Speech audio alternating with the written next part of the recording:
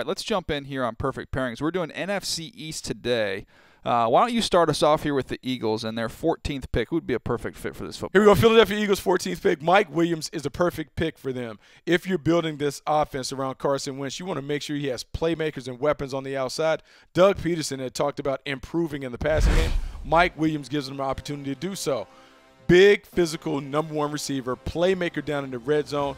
Has some of the best hands that you'll see on these alley-oop catches. He expands the strike zone for Carson Wentz and allows them to have a feature player in the passing game. You talk about Alshon Jeffrey on one side, Mike Williams on the other. You just play over the heads of the defense. I love that pick there at 14. Pick 43, they got to get a corner. Look, they'd be stoked, I believe, if you had Quincy Wilson kind of fall in their lap here from the University of Florida. Ran in the mid to low 4.5s. Okay, not a burner, but he's a big, physical, get your hands on a receiver type corner, and you see right there he can play the ball down the field. He plays the ball down the field well, plays perfectly in that defense. Zone-based system, you can let your corners sit off, sometimes reroute and cover two. Quincy Wilson would be a nice fit there. I like both of those guys for the Eagles. All right, let's move on now to the Washington Redskins, who own the 17th pick. And to me, the more I think about this pairing of potentially adding in Hassan Reddick from Temple, the more I like it, because you talk about somebody that can play off the ball on rundowns. He can run sideline to sideline, all kinds of range and athleticism they bring to the mix, can cover. And then also, if you get in some passing situations, you want to let him get his hand on the ground opposite of Kerrigan, let him go hunt quarterbacks, he can do that.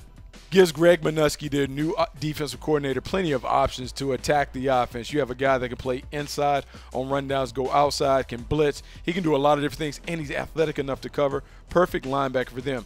But at 49, they have to get better at stopping the run. How about Dalvin Tomlinson from Alabama? I like that one. Underrated throughout this entire process. Rock solid run defender. One of those blue-collar guys that does all the dirty work.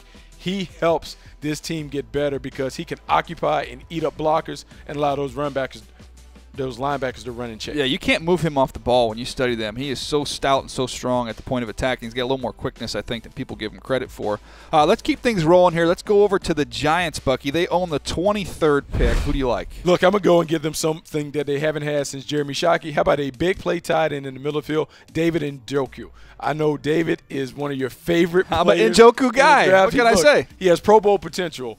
Long, athletic, versatile, can play outside, can play inside, can be a bit of an inline traditional tight end, has big playability. And in this offense where he's surrounded by talent on the outside, he could be a difference maker, a game changer between the hashes. All right, who do you like? Or actually, I'll take this one. Let's go 55. I think offensive line, if they don't address it at 23, I think that's an option for him. Antonio Garcia from Troy, who just plays with a little nastiness to him. He's got an edge to him. He finishes plays. Bucky, there's some snaps where you watch him, he goes off the screen. He latches on, drives his man, and I'm watching from the tight copy of the end zone. Where I can't find him. He's gone. He took the dude all the way off the screen. Fat, feisty, nasty, physical, upgrades their offensive line. They need to continue to build the pieces around Eli Manning.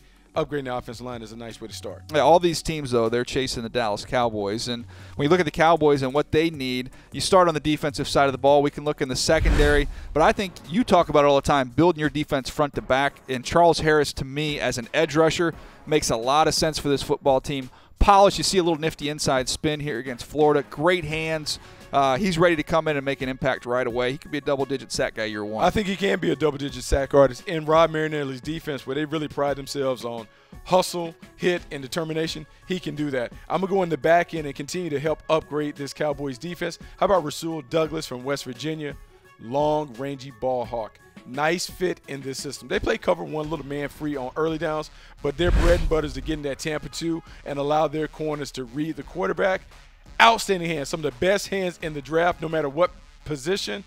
I like this pair. I like the two guys that we have going to the Dallas Cowboys. All right, we checked the NFC East off. We've got them taken care of.